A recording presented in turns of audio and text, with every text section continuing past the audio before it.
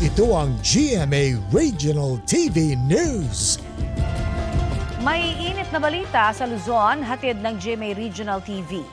Naperwisyo ang ilang estudyante sa masaya sanang week-long event sa Bicol University sa Legazpi, Albay. Chris, ano ang nangyari? Connie, nahimatay kasi ang ilang estudyante dahil umano sa colored smoke bombs. Ginamit ang mga yan bilang props sa opening production ng School Olympics sa kanilang universidad. Sa una, makikita na masigla pang sumasayaw ang mga estudyante. Ilang sandali lang, may mga na-suffocate na dahil daw sa makapal na usok mula sa smoke bombs. Nanikip daw ang dibdib at nahirapan sila sa paghinga. Binigyan ng first aid ang ilang estudyante habang may ilan na dinala sa iba't ibang ospital sa probinsya. Kasunod ng insidente, inanunsyo ng pamunuan ng Bicol University na postponed ang School Olympics. Suspendido rin muna ang klase sa buong campus ngayong araw para makapagpahinga raw ang mga naapektuhan. Handa raw ang Bicol University na magbigay ng suporta at tulong sa bawat estudyanteng naperwisyo ng insidente. Sa Atimonan, Quezon naman, patay ang isang lalaki matapos maaksidente at sumabog ang minamanehong oil tanker. Base sa investigasyon, galing sa palusong at palikong bahagi ng Maharlika Highway ang tanker nang magka-mechanical problem ito.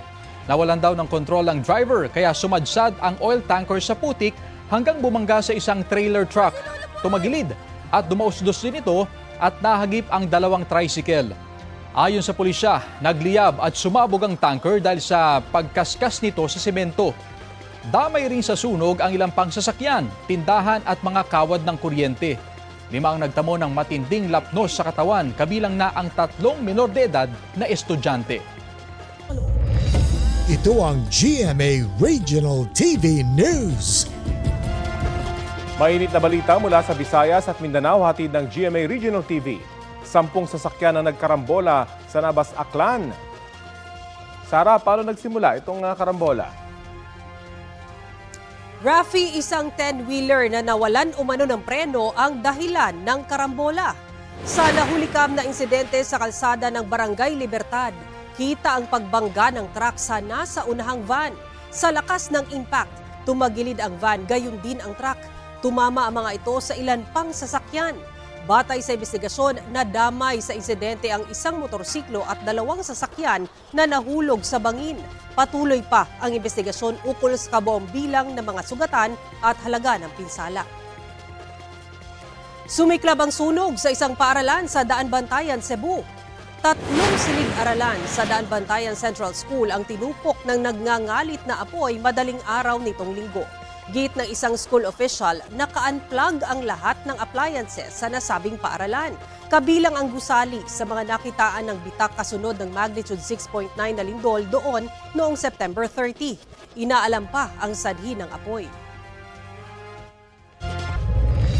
Ito ang GMA Regional TV News. Sugatan ng isang radio broadcaster matapos na pagbabarilin sa Barangay Morera sa Ginubatan, Albay. Ayon sa pulisya, isinugod sa ospital ang 54 anyos na biktima na nagtamo ng 4 na tama na bala sa katawan. Hindi pa malinaw ang motibo ng sospek sa pamamaril. Kinondena ng Bicol Police ang marahas sa pag-atake sa mga miyembro ng media. Naglagay na rin ng checkpoint sa lugar at inalerto na rin ang iba pang himpilan ng pulisya. Patuloy ang investigasyon. Hinahanap pa rin ang mag-asawang nahulog sa isang bangin at natabunan umano ng lupa sa Quezon, Bukidnon. Ayon sa MDRRMO, sakay ng TriCab ang mga biktima nang gumuho ang bahagi ng kalsada sa Barangay Palakapaw noong linggo. Pansamantalang isinara ang nasabing kalsada sa lahat ng sasakyan na nagresulta sa pagkaantala ng mga biyaherong patungong Davao at Cagayan de Oro City. Ang highway rin ang nagsisilbing daan papasok at palabas ng Bukidnon. Ayon sa mga otoridad, pahirapan ang search operation dahil hindi pa stable ang lupa. Aabot din sa 150 metro ang lalim ng bangin. Sa ngayon, nagtalaga na ng magkahiwalay na alternatibong ruta para sa light vehicles at mga truck doon.